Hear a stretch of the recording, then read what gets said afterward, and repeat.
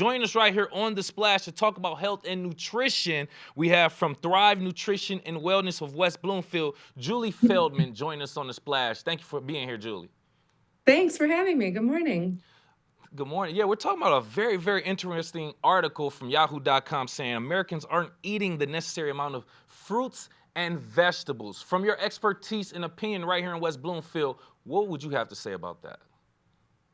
I would say that article is probably pretty accurate, actually.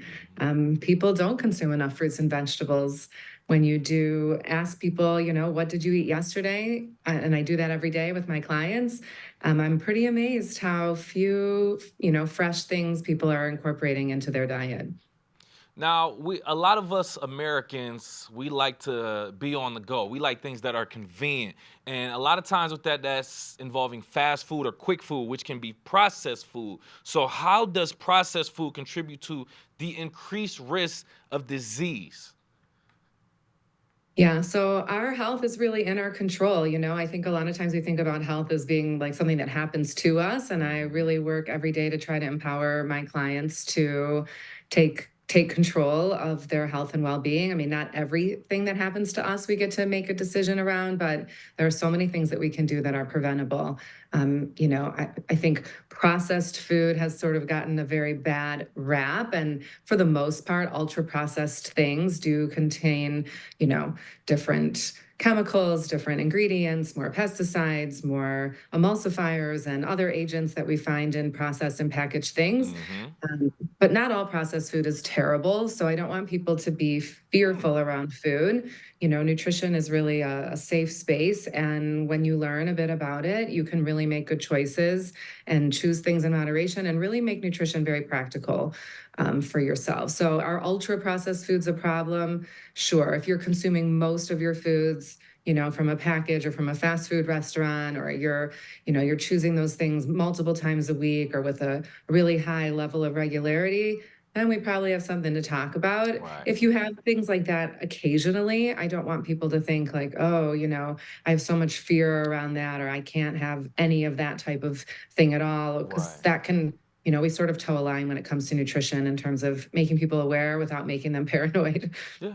Yeah. And it could be a cycle too of making yourself feel bad. Oh, I know I shouldn't do this, or I'm doing this feels bad. And then it can kind of, some people kind of feel bad, so they kind of consume food. And then when they consume food, they feel bad. So it's like an everlasting cycle with that too. But thank you for providing that information with processed food. Not all of it is bad, or it's in moderation. As long as it's in Yeah, I mean, moderation, it's not as bad. unless you live on a farm, you're going to eat some Good processed point. food.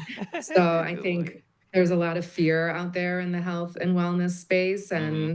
and it compels people to spend money and to do a lot of things that are outside their comfort zone, or maybe they're only able to follow those new guidelines for a week or a few weeks at a time. And I Hmm. really want people to make changes that are maintainable and practical and realistic for themselves. Yeah. And I appreciate that you said there's a lot of emotion attached to this. I think, that's sort of my focus and specialty is on the mental health piece of nutrition, and how, when we think badly of ourselves, we continue to make poor choices, and that can be really quite a snowball effect. So, I don't want everyone to think like, oh, I messed up, we got food from this one Yep. restaurant, and now I'm terrible and I should just, forget it for this week and I'll start again next week kind of a thing. I Hmm. don't ever think that nutrition has to be like that. Yes, don't beat yourself up. It's okay. It's okay every now and then. Live your life. Have something good every now and then. But make sure, if you are able to just be a little bit more conscious. Right here on the Splash Live, join us, Julie Feldman from Thrive Nutrition and Wellness,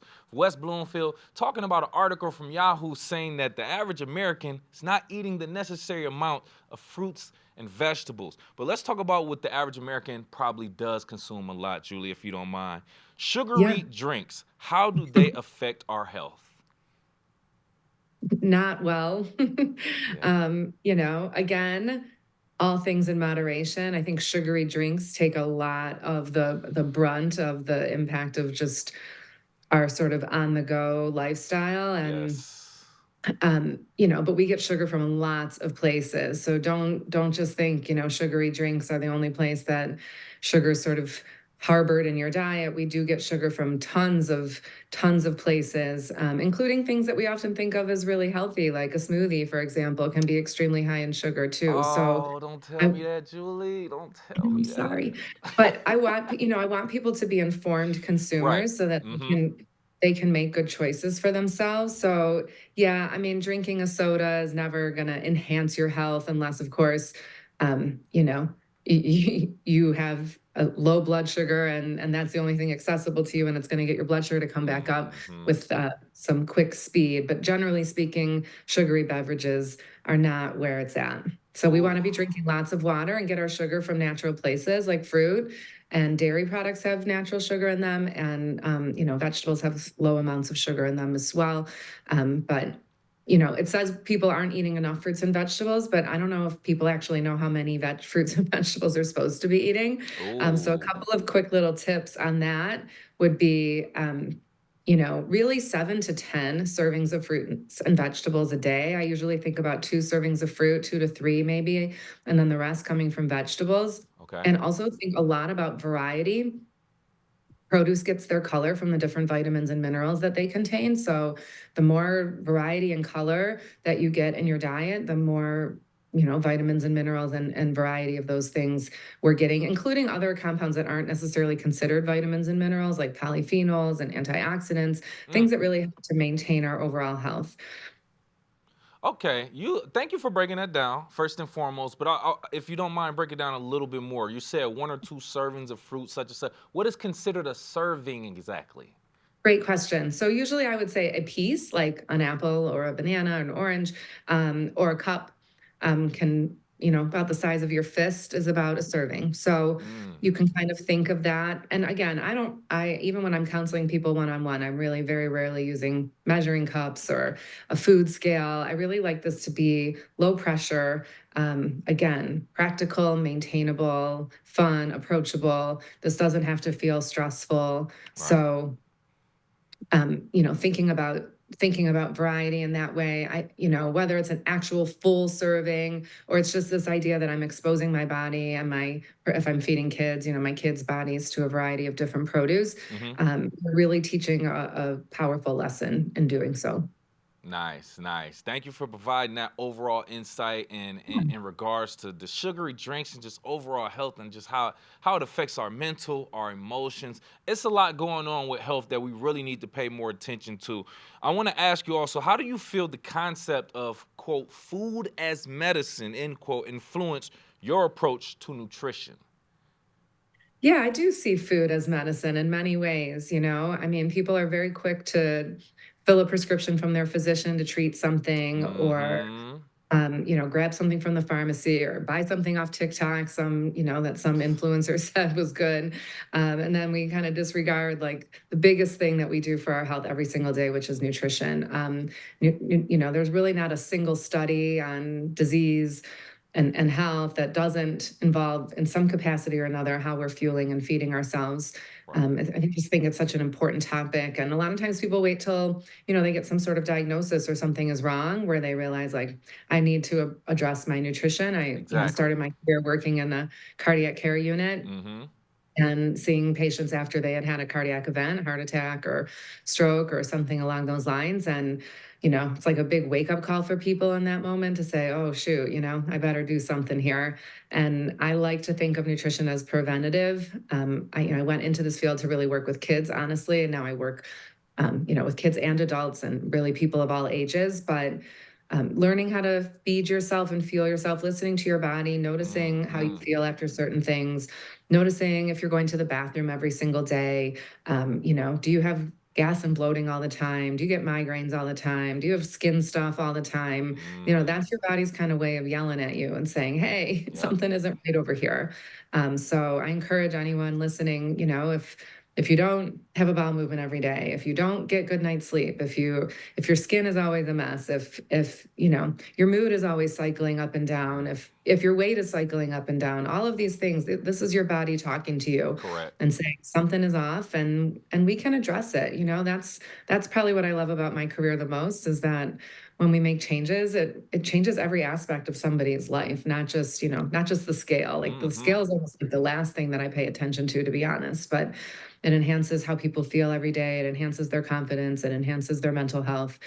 So really powerful stuff. Oh yeah, yeah. A wise philosopher by the name of Deion Sanders once said, "When you feel good, you play good. When you play good, they pay good. When they pay good, you feel good." And it goes in a circle. But we're talking about There you what you go. consume, just making you feel good, and how important that is. Using food as medicine. I'm so glad you broke that down. Yeah. Before you go, any trends that you foresee in the field of nutrition, based on your expertise? Yeah, I mean, I think we're definitely moving towards more plant forward eating. So, not necessarily being vegan or vegetarian, but just eating more meals that are plant based. Not everything needs to have a label on it. So, you don't have to do extreme things when it comes to nutrition. So, maybe, you do like to have meat or animal based products sometimes, but a couple of meals a week, maybe you make that are more plant based. Hmm. So, lowering your total saturated fat and cholesterol intake, and increasing your fiber intake and just plant diversity is super important. So I definitely see that as a trend and just gut health in general. We're just learning minute by minute more Uh-huh. about the role that our gut health plays in our overall Oh health. yeah. I mean, Mm-hmm. every diagnosis from cancer to Alzheimer's to Mm-hmm. Parkinson's, you name it, we have new research drawing correlations between nutrition, gut health, and those outcomes. So I think you're going to see more and more by way of that. It's certainly a focus and a specialty of mine, focus on gut health. So I think that's a huge trend and will continue to be so as we develop more science to get us more information about how our gut functions and how it interacts with Right. our life. And really, kind of a nice quick takeaway for listeners is this idea that eating 30 different plants a week is sort of like a super fun way, in my opinion, to think about nutrition from an abundance perspective rather than a restrictive perspective. So instead of people thinking like, I got to cut out this and this and this, I'm thinking, what do I need to add into my diet to really make it powerful? So 30 different plants a week was research found, and it's called the Healthy Gut Project. And it showed that if we get sort of that much variety in our diet, Mm-hmm. we're going to have a healthy GI tract and most likely a healthier self based on that. Plants in that research study, plants include fruits and vegetables, beans, lentils, nuts, seeds, herbs, spices, and grains. So it's Right. not just 30 different vegetables, but 30 different plants is a really great takeaway for anyone listening. Makes sense. Yeah, train your brain to get right there on the right track. We appreciate. I can ask you 1,000 more questions, but I know we got to go. I appreciate your time again, Julie Yeah, Feldman thank you from so much. Thrive Nutrition and Wellness of West Bloomfield. Join us right here on the Splash Live. Thank you again for your time. Thanks for having me.